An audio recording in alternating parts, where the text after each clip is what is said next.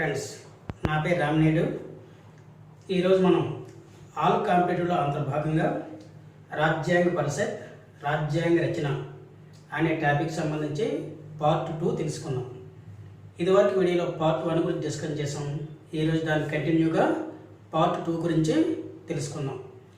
వీడియోలోకి వెళ్ళే ముందు నేను అప్లోడ్ చేసిన వెంటనే మీకు వీడియోస్ అన్నీ రావాలనుకుంటే నా ఛానల్ని సబ్స్క్రైబ్ చేసుకుని బెల్ ఐకాన్ పైన క్లిక్ చేయండి. లెసన్లోకి వెళ్దాం. రాజ్యాంగ పరిషత్ రాజ్యాంగ రచన. ఇదివరకు వీడియోకి కంటిన్యూగా రెండో వీడియో అనమాట ఇది. రాజ్యాంగ పరిషత్ రాజ్యాంగాన్ని రచించడానికి వివిధ కమిటీలు ఏర్పాటు చేసింది. వివిధ కమిటీలు రాజ్యాంగ పరిషత్ కమిటీలు. ఆ కమిటీలు ఏంటో, ఆ కమిటీలకు అధ్యక్షులు ఎవరో చూద్దాం. ఫస్ట్ వన్, కేంద్ర అధికారాల కమిటీ. దీనికి అధ్యక్షుడు జవహర్లాల్ నెహ్రూ. ఇంతకుముందు గ్రూపులో అడిగాడు. యూనియన్ పవర్స్ కమిటీ అధ్యక్షులు ఎవరు? కేంద్ర అధికారుల కమిటీ ఇంగ్లీష్లో యూనియన్ పవర్స్ కమిటీ అంటారు. అంటే ఇంగ్లీష్లో అడిగాడు అనమాట. యూనియన్ పవర్స్ కమిటీ అధ్యక్షులు ఎవరంటే జవహర్లాల్ నెహ్రూ. లేదా కేంద్ర అధికారుల కమిటీ అధ్యక్షులు ఎవరు? జవహర్లాల్ నెహ్రూ. 2, కేంద్ర రాజ్యాంగ కమిటీ జవహర్లాల్ నెహ్రూ.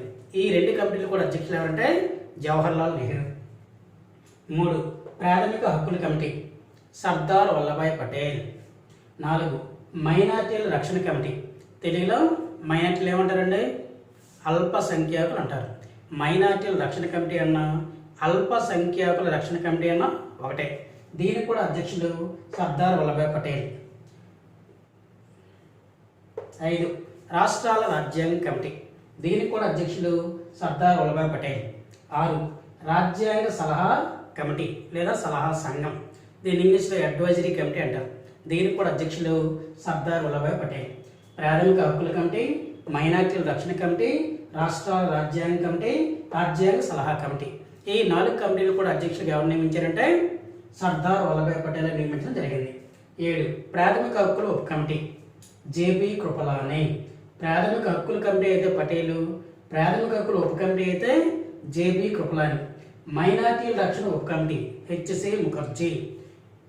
మైనార్టీల రక్షణ కమిటీ అయితే పటేల్, మైనార్టీల రక్షణ ఉప కమిటీ అయితే మాత్రం హెచ్సి ముఖర్జీ. స్టీరింగ్ కమిటీ తెలుగులో సారథ్య సంఘం అంటారు. Doctor Babu Rajendra Prasad. Next, rules committee. Rules తెలుగులో నియమావళి కమిటీ అంటారు. దీనికి కూడా అధ్యక్షులు doctor Babu Rajendra Prasad. Steering committee, rules committee అధ్యక్షులు ఎవరంటే doctor Babu Rajendra Prasad. Next one, order of business committee. Order of business committee KM Munshi. Next, parliamentary నియమ నిబంధనల కమిటీ. పార్లమెంటరీ నియమ నిబంధనల కమిటీ దీనికి అధ్యక్షులు జీవి మౌలాంకర్. ఈయన మన లోక్సభ మొట్టమొదటి స్పీకర్. లోక్సభ మొట్టమొదటి స్పీకర్ ఎవరండి?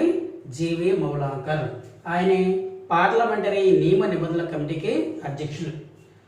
నెక్స్ట్ వన్, ముసాయిదా కమిటీ. ముసాయిదా కమిటీ అన్నా రాజ్యాంగ రచన కమిటీ అన్నా డ్రాఫ్టింగ్ కమిటీ అన్నా ఒకటే. దీనికి అధ్యక్షులు ఎవరు మన అందరికీ తెలిసిందే, డాక్టర్ బిఆర్ అంబేద్కర్. నెక్స్ట్, ముసాయిదా సంఘం పరిశీలన కమిటీ. ముసాయిదా సంఘం పరిశీలన కమిటీ దీనికి అధ్యక్షులు Alladi Krishnaswamy Ayyar. Alladi Krishnaswamy Ayyar. Next one, supreme court సన్నాహ కమిటీ. సుప్రీంకోర్టు సన్నాహ కమిటీ దీనికి అధ్యక్షులు ఎస్ వరదాచారి అయ్యర్. ఈ విధంగా రాజ్యాంగ పరిషత్ రాజ్యాంగాన్ని రచించడానికి వివిధ కమిటీలను ఏర్పాటు చేసింది. ఆ కమిటీలకి అధ్యక్షులు నియమించింది. అందులో కొన్ని ఇంపార్టెంట్ కమిటీలు, ఆ కమిటీలకు ఉండే అధ్యక్షుల గురించి మనం తెలుసుకోవడం జరిగింది. ఇదివరకు ఏదో ఒక్కొక్క కమిటీ అడిగి అధ్యక్షులు ఎవరు అడిగేవాడు. ఇప్పుడు కాంపిటేటివ్ అనేది టఫ్ అయింది కాబట్టి అడిగే విధానం కూడా మారిపోయింది. కమిటీలు ఇస్తాను, అధ్యక్షులు ఇస్తాను, కింద వాళ్ళు సరైన జతేది సరిగా జతేది అడగడం జరుగుతుంది. కాబట్టి కమిటీలు అధ్యక్షులు అన్నది మనం తెలుసుకున్నట్లయితే వాడు ఏ విధంగా మనం బిట్ చేయడానికి అవకాశం అనేది ఉంటుంది. రాజ్యాంగ పరిషత్ ఏర్పాటు చేసిన కమిటీల్లో అతిపెద్ద కమిటీ ఏది అంటాడు? రాజ్యాంగ సలహా సంఘం, అడ్వైజరీ కమిటీ. దీనికి అధ్యక్షులు ఎవరంటే సర్దార్ వల్లభాయ్ పటేల్. రాజ్యాంగ పరిషత్ ఏర్పాటు చేసిన కమిటీల్లో అతి ప్రధానమైన లేదా ముఖ్యమైన కమిటీ ఏది అంటాడు? మనందరికీ తెలిసిందే ఏంటంటే అది ముసాయిదా కమిటీ లేదా డ్రాఫ్టింగ్ కమిటీ లేదా రాజ్యాంగ రచన కమిటీ. మరి రాజ్యాంగ పరిషత్ ఏర్పాటు చేసిన కమిటీలో ముఖ్యమైన ముసాయిదా కమిటీ కాబట్టి ఆ ముసాయిదా కమిటీ గురించి ఇప్పుడు తెలుసుకుందాం. రాజ్యాంగ రచన కమిటీ అన్నా ముసాయిదా కమిటీ అన్నా డ్రాఫ్టింగ్ కమిటీ అన్నా ఒకటే. రాజ్యాంగ పరిషత్ ఏర్పాటు చేసిన కమిటీల్లో అతి ముఖ్యమైన లేదా ప్రధానమైన కమిటీ ఏంటి? ముసాయిదా కమిటీ. ఎప్పుడు ఏర్పాటు చేశారు? 1947 ఆగస్టు 29 ఏర్పాటు చేశారు. ముసాయిదా కమిటీ ఏర్పాటు 1947 ఆగస్టు 29. దీనిలో మొత్తం సభ్యుల సంఖ్య ఎంత? 7. ముసాయిదా కమిటీలో మొత్తం సభ్యుల సంఖ్య 7. 1. Doctor B R Ambedkar. ఆయనే ఈ కమిటీకి అధ్యక్షులు కూడాను, ఒక సభ్యుడు కూడా ఆయనే. కాబట్టి first one doctor B R Ambedkar. 2. Alladi Krishnaswamy Iyer. 3. N Gopalaswami Ayyangar. 4. K M Munshi. 5. Syed Mohammed Saadulla. 6. N Madhavarao. స్టార్టింగ్లో మాధవరావు ఉండడండి, బిఎల్ మిట్టల్ ఉంటాడు. బిఎల్ మిట్టల్ అనారోగ్య కారణంగా ఆయన తప్పుకుంటే ఆయన ప్లేస్లో వచ్చిన వ్యక్తి ఎవడంటే ఎన్ మాధవరావు. 7. టిటి కృష్ణమాచారి. స్టార్టింగ్లో టిటి కృష్ణమాచారి కూడా ఉండరు. డిపి ఖైతాన్ ఉంటాడు. 1948లో అనారోగ్య కారణంగా డిపి ఖైతాన్ చనిపోతారు. చనిపోతే ఆయన ప్లేస్లో ఎవరు నియమించారంటే టిటి కృష్ణమాచారి. అంబేద్కర్ ప్లస్ మిగతా 6. మొత్తం కలిపితే ఎంతమంది అండి? 7. ఇది కూడా మన ఎస్ఐలో పెట్టాడు. డ్రాఫ్టింగ్ కమిటీలో సభ్యులు కానివారు క్రింది వారిలో ఎవరు? డ్రాఫ్టింగ్ కమిటీలో సభ్యులు కానివారు క్రింది వారిలో ఎవరు? డ్రాఫ్టింగ్ కమిటీలో సభ్యులు కానివారు తెలియాలంటే మనం తెలియవలసిందే ఆయన వారు ఎవరు? ఆ 7 పేర్లు మనకు గుర్తుండవలసిందే. 1. Doctor B R Ambedkar. 2. Alladi Krishnaswamy Iyer. 3. N Gopalaswami Ayyangar. 4. K M Munshi. 5. Syed Mohammed Saadulla. 6. N Madhavarao. స్టార్టింగ్లో మాధవరావు ఉండడు, బిఎల్ మిట్టల్ ఉన్నారు. బిఎల్ మిట్టల్ అనారోగ్య కారణంగా తప్పుకుంటే ఆయన ప్లేస్లో వచ్చిన వ్యక్తి ఎవరంటే ఎన్ మాధవరావు. 7.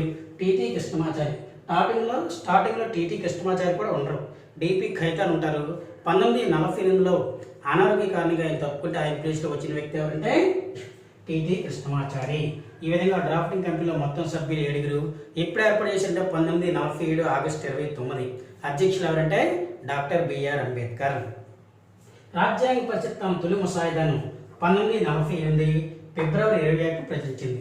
1948 ఫిబ్రవరి 21న ప్రచురించింది. అప్పటికి ఈ ముసాయిదాలో 315 నిబంధనలు, 8 షెడ్యూల్ ఉన్నాయి. ఎప్పటికీ 1948 ఫిబ్రవరి 21 నాటికి ఈ రాజ్యాంగ ముసాయిదాలో 315 నిబంధనలు, 8 షెడ్యూల్ అనేవి ఉన్నాయి. ఈ ముసాయిదా పైన చర్చించి తగిన సవరణలు సూచించడానికి, సలహాలు సూచించడానికి భారత ప్రజలకు 8 నెలలు గడువు ఇచ్చారు. ఎన్ని నెలలు గడువు ఇచ్చారంటే 8 నెలలు గడువు ఇవ్వడం అనేది జరిగింది.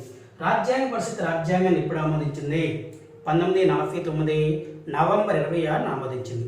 రాజ్యాంగ పరిషత్ రాజ్యాంగాన్ని 1949 నవంబర్ 26 ఆమోదించింది. ఆ నవంబర్ 26 రాజ్యాంగ దినోత్సవంగా జరుపుకోవడం జరుగుతుంది. రాజ్యాంగ దినోత్సవం ఇప్పుడు నవంబర్ 26. ఎప్పటి నుంచి జరుపుకుంటానంటే 2015 నుంచి జరుపుకుంటాను. 2015 నుంచి జరుపుకుంటాను. 2017 నాటికి అంబేద్కర్ జన్మించి 125 సంవత్సరాలు పూర్తయిన సందర్భంగా ప్రతి నవంబర్ 26న రాజ్యాంగ దినోత్సవంగా జరుపుకోవాలని ప్రజెంట్ ఉండే ఎన్డీఏ గవర్నమెంట్ పిలుపునివ్వడం జరిగింది. ఆ ప్రభుత్వ ఆదేశాల మేరకు ప్రతి నవంబర్ 26న 2015 నుండి రాజ్యాంగ దినోత్సవంగా జరుపుకోవడం అనేది జరుగుతుంది. కాబట్టి భారత రాజ్యాంగ దినోత్సవం ఇప్పుడు నవంబర్ 26. రాజ్యాంగ పరిషత్ రాజ్యాంగాన్ని ఇప్పుడు ఆమోదించింది? 1949 నవంబర్ 26 ఆమోదించింది. భారత రాజ్యాంగం ఎప్పటి నుంచి అమల్లోకి వచ్చింది? 1950 జనవరి 26 నుంచి అమల్లోకి వచ్చింది. 1950 జనవరి 26 నుంచి అమల్లోకి వచ్చింది. జనవరి 26 ఏంటో మన అందరికీ తెలిసిందే, రిపబ్లిక్ డే లేదా గణతంత్ర దినోత్సవం జనవరి 26. ఈ విధంగా రాజ్యాంగ పరిషత్ రాజ్యాంగాన్ని ఆమోదించే నాటికి భారత రాజ్యాంగంలో 395 నిబంధనన్న, అధికరణ, ప్రకటన ఒకటే. దీని ఇంగ్లీష్లో ఆర్టికల్ అంటారు. 395 నిబంధనలు, 8 షెడ్యూళ్ళు, 22 భాగాలు ఉన్నాయి. రాజ్యాంగ పరిషత్ రాజ్యాంగాన్ని ఆమోదించే నాటికి, అమల్లోకి వచ్చే నాటికి భారత రాజ్యాంగంలో 395 నిబంధనలు, 8 షెడ్యూళ్ళు, 22 భాగాలు అనేవి ఉన్నాయి. ఈ విధంగా భారత రాజ్యాంగ రచనకు పట్టిన సమయం ఏంటంటే 2 సంవత్సరాల 11 నెలల 18 రోజులు, అంటే సుమారుగా 3 సంవత్సరాల కాలం పట్టింది. ఎప్పటి నుంచి ఎప్పటి వరకు అంటే 1946 డిసెంబర్ 9 నుంచి 1949 నవంబర్ 26 వరకు భారత రాజ్యాంగ రచనకు పట్టిన సమయం 2 సంవత్సరాల 11 నెలల 18 రోజులు, అంటే సుమారుగా 3 సంవత్సరాల కాలం పట్టడం అనేది జరిగింది. రాజ్యాంగ పరిషత్ రాజ్యాంగం ఆమోదించేనాటికి మొత్తం ఎన్ని సమావేశాలు ఏర్పాటు చేసింది? 11 సమావేశాలు ఏర్పాటు చేయడం జరిగింది. రాజ్యాంగ పరిషత్ చిట్ట చివరి మరియు 12వ సమావేశం ఎప్పుడు జరిగిందంటే 1950 జనవరి 24 జరిగింది. ఆమోదించేనాటికైతే 11. ఎప్పుడు ఆమోదించింది? 1949 నవంబర్ 26 ఆమోదించింది. చిట్ట చివరి ఎప్పుడు జరిగింది? 1950 జనవరి 24. కాబట్టి ఆమోదించేనాటికి ఏంటంటే 11 సమావేశాలే. చిట్ట చివరి సమావేశం ఎప్పుడు జరిగిందంటే 1950 జనవరి 24 జరిగింది. ఈ సమావేశం కేవలం రాజ్యాంగ పరిస్థితిలో ఉండే సభ్యులు భారత రాజ్యాంగం పైన సంతకాలు చేయడానికి మాత్రం ఏర్పాటు చేయడం జరిగింది అనమాట. అందువల్ల దీన్ని సమావేశంగా పరిగణలోకి తీసుకోవడం అనేది జరగదు. ఈ సమావేశం చిట్ట చివరి సమావేశంలో తీసుకుంటే ఒక 4 ప్రముఖమైన అంశాలు తీసుకోవడం జరిగింది. ఒకటి, భారత రాజ్యాంగం పైన 284 మంది సభ్యులు సంతకాలు చేశారు. భారత రాజ్యాంగం పైన ఎంతమంది సభ్యులు సంతకాలు చేశారు? 284 మంది సభ్యులు. ఎప్పుడు చేశారండి? చివరి సమావేశంలో 1950 జనవరి 24 జరిగే చివరి సమావేశంలో చేశారు. నెక్స్ట్, జాతీయ గీతాన్ని రాజ్యాంగ పరిషత్ ఆమోదించింది. నెక్స్ట్ వన్, జాతీయ గేయాన్ని రాజ్యాంగ పరిషత్ ఆమోదించింది. నెక్స్ట్ వన్, ప్రథమ రాష్ట్రపతిగా డాక్టర్ బాబు రాజేంద్ర ప్రసాద్ను నియమించడం అనేది జరిగింది. ఈ విధంగా చిట్ట చివరి సమావేశంలో మొత్తం 4 నిర్ణయాలు తీసుకోవడం అనేది జరిగింది. ఈ విధంగా రాజ్యాంగ పరిషత్ చిట్ట చివరి సమావేశం ఎప్పుడు జరిగింది? 1950 జనవరి 24 జరిగింది. రాజ్యాంగ ముసాయిదా పరిశీలనకు పట్టిన సమయం ఎంత అంటాడు? 114 రోజుల సమయం అనేది పట్టింది. భారత రాజ్యాంగం రచించడానికి అయిన మొత్తం ఖర్చు, భారత రాజ్యాంగ రచనకైన మొత్తం ఖర్చు ఎంత? 64 లక్షల రూపాయలు ఖర్చు అయింది. భారత రాజ్యాంగం రచించడానికి ఎంత ఖర్చు అయింది అని అడిగితే 64 లక్షల రూపాయలు ఖర్చు అవడం అనేది జరిగింది. రాజ్యాంగ పరిషత్ రాజ్యాంగాన్ని ఆమోదించిన వెంటనే ఎన్నికలు, పౌరసత్వం, తాత్కాలిక పార్లమెంట్, రాష్ట్రపతి పదవి ప్రమాణ స్వీకారం మొదలైనవి అమల్లోకి వచ్చాయి. మిగిలిన అంశాలన్నీ కూడాను 1950 జనవరి 26 నుంచి అమల్లోకి రావడం జరిగింది. రాజ్యాంగ పరిషత్ చిహ్నం అంటే సింబల్, రాజ్యాంగ పరిషత్ చిహ్నం ఏంటి అని అడుగుతాడు. ఏంటి అని అడిగితే ఏనుగు లేదా ఐరావతం.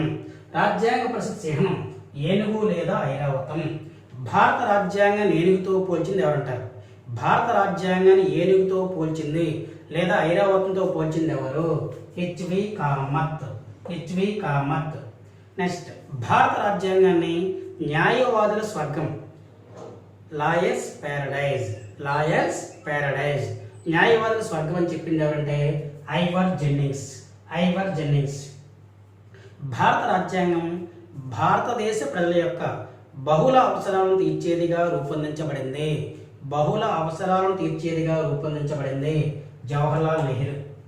భారత రాజ్యాంగం ఏనాడైనా విఫలమైతే అది రాజ్యాంగం తప్పు కాదు, దానిని అమలుపరిచే వారిపైనే ఆధారపడి ఉంటుందని చెప్పిన వ్యక్తి ఎవరంటే డాక్టర్ బిఆర్ అంబేద్కర్ చెప్పడం జరిగింది. రాజ్యాంగ పరిషత్ జాతీయ పతాకాన్ని 1947 జూలై 22 ఆమోదించింది. రాజ్యాంగ పరిషత్ జాతీయ పతాకాన్ని ఎప్పుడు ఆమోదించింది? 1947 జూలై 22. రాజ్యాంగ రచన కాలిగ్రాఫర్ ఎవరు అంటారు? కాలిగ్రాఫర్ అంటే రాజ్యాంగంలో ఉన్నటువంటి అక్షరాలు డిజైన్ చేసిన వ్యక్తిని కాలిగ్రాఫర్ అని పిలుస్తారనమాట. రాజ్యాంగ రచన కాలిగ్రాఫర్ ప్రేమ్ బెహారీ నారాయణ్ రైజ్దా అంతా ఒకటే పేరు, ప్రేమ్ బెహారీ నారాయణ్ రైజ్దా. భారత రాజ్యాంగ రచన కాలిగ్రాఫర్ ప్రేమ్ బెహారీ నారాయణ్ రైజ్దా. భారత రాజ్యాంగానికి ప్రవేశికకు ఆర్ట్ వర్క్ చేసింది. ఆర్ట్ వర్క్ చేసిన వ్యక్తి ఎవరంటే నందన్లాల్ బోస్. భారత రాజ్యాంగ పిత ఎవరంటే డాక్టర్ బిఆర్ అంబేద్కర్ను రాజ్యాంగ పిత ఆధునిక మనువు అన్నది ఎవరంటే MV Pylee.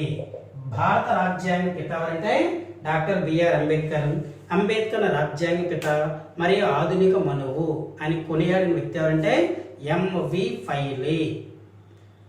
Thank you friends.